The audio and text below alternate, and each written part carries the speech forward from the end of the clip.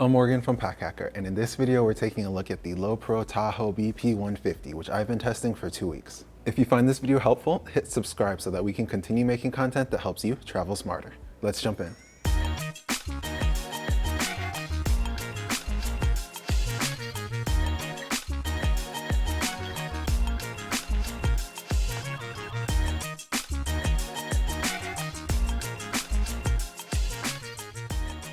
The external materials are made from a weather-resistant kind of like canvas feeling material. It's pretty comfortable. It's got like a nice soft finish. And then the zippers are also YKK, and they have like a little bit of a like flap over the tread to prevent water from getting in, but it's not anything like, it's not AquaGuard or anything like that. So just be careful. The branding is pretty minimal with just the Lowepro logo on the front. That's the only instance of their logo on this backpack. There are no compression straps, or I'm sorry, no attachment points. There are 2 compression straps, which are on both sides right here that just use a simple buckle and are adjustable. You can also use these as attachment points, depending on like what kind of gear you want to hook on there. That works just fine.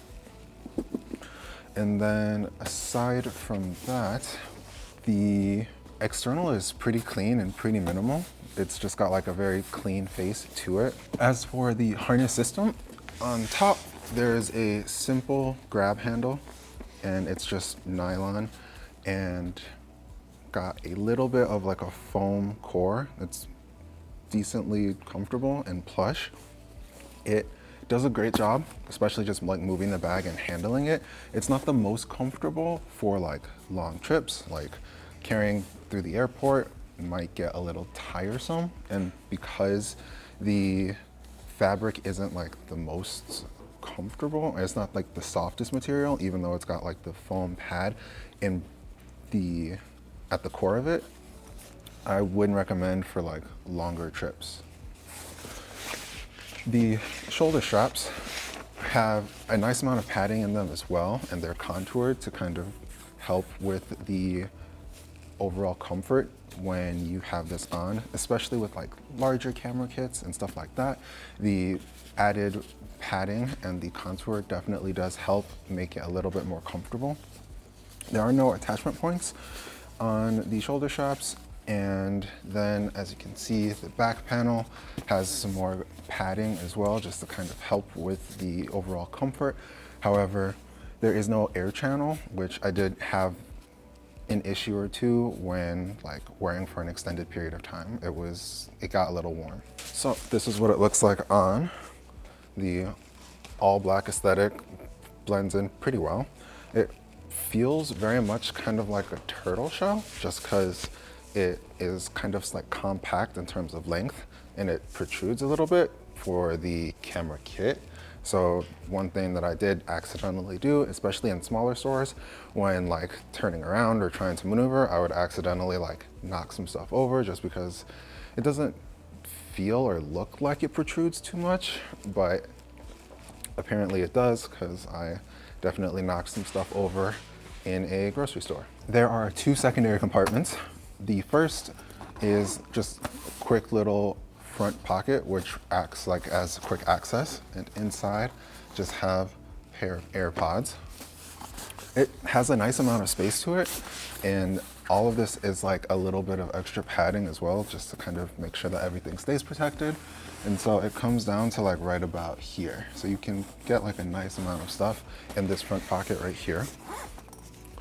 Then behind that, with these dual zippers right here that come like right here, is another pocket that comes all the way down here, and it has some organization at the top, which I always like to see.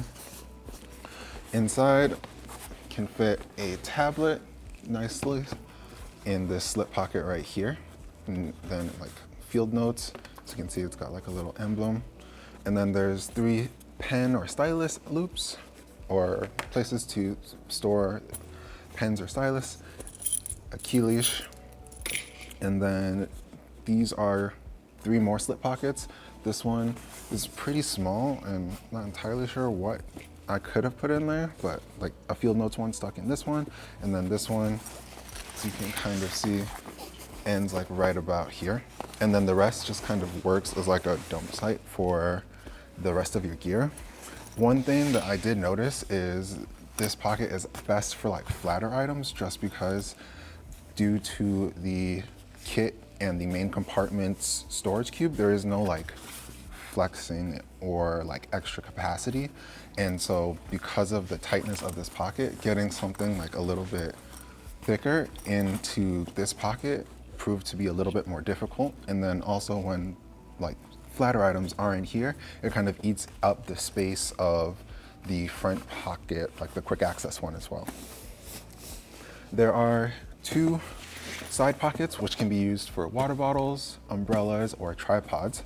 And they just have like a simple elastic mesh on them. They sit flush up against the bag when not in use. And that is what these compression straps are to help with for like taller water bottles or tripods, for example. You can stick the feet down in here and then secure it with this really nicely. Like that, it's on both sides. It works pretty well. I never had any issues, especially just because it's a little tighter, like with water bottles. Never really fell out, but if I ever did have any concern, I would probably use the compression straps. Moving on to the main compartment, this bag is front loading, which means that you place it on the back and it opens up, and it's got like a clamshell style opening.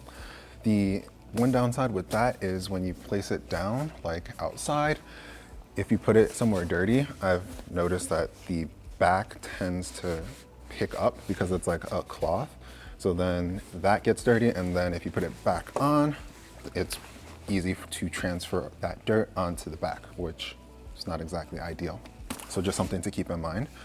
Another potential issue that I noticed and that I experienced with this bag is the compression straps work nicely. However, due to their placement, they prevent you from getting into the main compartment just because the zipper can't go past the compression strap. In theory, it's nice because it's kind of like an extra way to secure the bag to make sure that nobody's getting into it if you don't want them to, or if it's on your back. But it makes just getting in the bag a little more annoying because every time you have to either leave these unbuckled and have them just like dangle around, or you have to like undo both buckles before you can get into the main compartment. And so with the dual zippers, it opens up clamshell style for a nice overview of everything inside. The bag comes with two medium dividers, like this one right here, and then three smaller dividers so that you can kind of customize it and make it work for the way that you like to pack, depending on like what kind of gear you have. And then just really quickly, here is for SD cards, which I thought was kind of cute. You could fit like 2 in here without any real issues. And then this is just like an example kit of a couple lenses that I have, camera body, and a couple accessories, converter, extra battery. As you can see, it fits like a good amount of stuff in here. And I really took my time and would place the gear in and then put the dividers around it. And so now it's kind of like perfect for everything that I typically carry. And then it also has like a really nice feature with this pocket where I have just some more accessories and stuff here. But it's really cool just because you can use this as like just extra storage, but this uses the same hook and loop attachment points. It's very, very secure. And you can undo this and attach it to a man-made, like a handmade shelf right here. It does take a little bit of getting used to and configuring, and then that essentially makes this pocket even larger if you prefer you need like more accessories and less camera gear. I found myself doing that pretty regularly. Let me put this back. And then aside from that, everything around the entire bag is really nicely padded and has like a great rigid structure to provide protection for all of the gear inside. All of these are like really densely padded and very, very protective. Material inside of this is what they call their tricot material, and it's soft and got like a very like plush padding to it. So I never had any concern about any of my cameras or any of my lenses getting like bumped around or scratched, especially when like sectioned off with their own little cubicles. So there you have it, the Lowepro Tahoe BP 150. Thanks for keeping it here at Pack Accurate, your guide to smarter travel. We'll see you in the next video.